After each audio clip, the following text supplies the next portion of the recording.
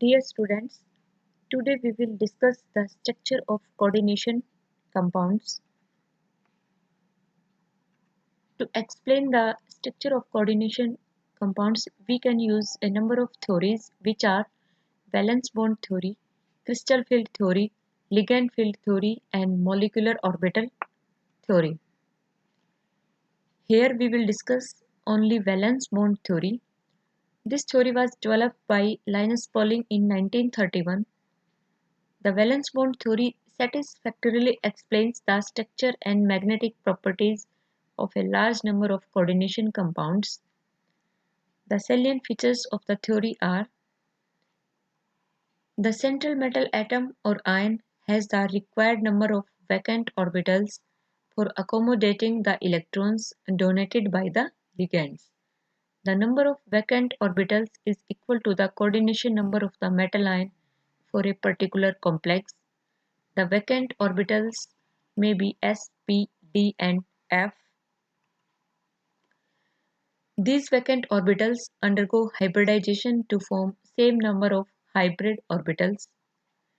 Each ligand has at least one orbital containing lone pair of electrons. The vacant hybrid orbital filled with ligand to form coordinate bond. Coordinate bond is stronger if the overlapping between the orbitals is greater. The vacant orbitals of the metal atom or ion undergo suitable hybridization to yield a set of equivalent hybrid orbitals of a definite geometry. Here example is given for orbitals of cobalt 3 positive ion. As we know, cobalt 3 positive ion have 3d7 electronic configuration. First 5 electrons are filled singly and then pairing occurs. From here we can see that 4s and 4p orbitals are vacant orbitals. Coordination number of metal is 4. The geometrical shapes depending upon the hybridization of the metal orbitals. If the hybridized orbitals are sp, then coordination number will be 2 and the molecular geometry will be linear. If the hybridized orbitals are sp2, coordination number will be 3 and the molecular geometry will be trigonal planar. If the hybridized orbitals are sp3, coordination number will be 4 and the geometry will be tetrahedral. If dsp2 hybridization, where d orbital used is dx square y square, coordination number will be 4 and the geometry will be square planar. If dsp3 hybridization, d orbital used is dz square of inner, that is n minus 1th cell, coordination number will be 5 and the geometry will be trigonal bipyramidal. Examples are given for each hybridization. If n-1 d orbitals are used for hybridization, the complexes are called inner complexes, and if n d orbitals are used for hybridization, the complexes are called as outer orbital complexes. From figure, we can differentiate the inner orbital complexes and outer orbital complexes. The inner orbital complexes will be low spin or spin paired complexes, as while the outer orbital complexes are high spin or spin free complexes. When strong field ligands like carbon monoxide and cyanide are involved in the formation of complexes, they causes pairing electrons present in metal ions.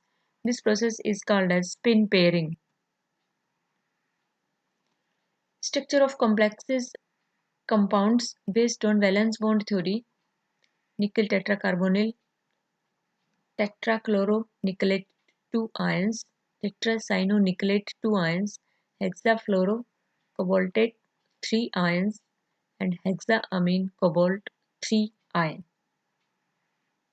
We can explain here pairing of electrons occur in carbon monoxide and cyanide,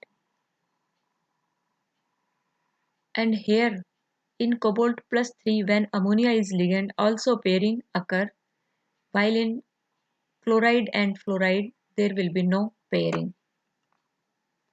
We can see the structure of tetrachloronickelate 2. Here oxidation state of nickel is +2. The orbitals will contain 8 electrons. 3D 8 electronic configuration means S and P orbitals are vacant.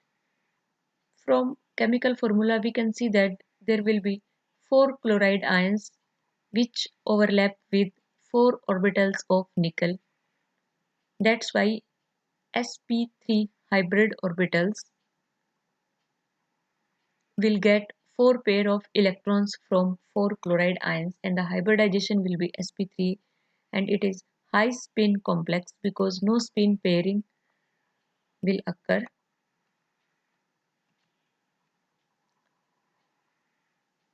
In tetracyanonickelate 2 and tetrachloronickelate 2, we can see in tetracyanonickelate 2 pairing of electrons will occur and the empty orbitals will be dsp2.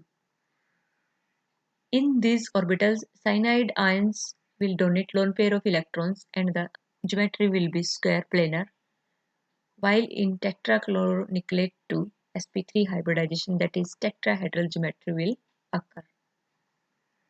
NiCN4 negative is a square planar dsp2 hybridization and diamagnetic, no unpaired electrons, while NiCl4 negative is tetrahedral in shape, having sp3 hybridization and paramagnetic in character, that is, 2 unpaired electrons will occur. The cyanide ligand is strong and it forces the 2 unpaired electrons to pair up. Now come to the drawbacks of the valence bond theory. There are some drawbacks. First, it does not explain the color of coordination compounds.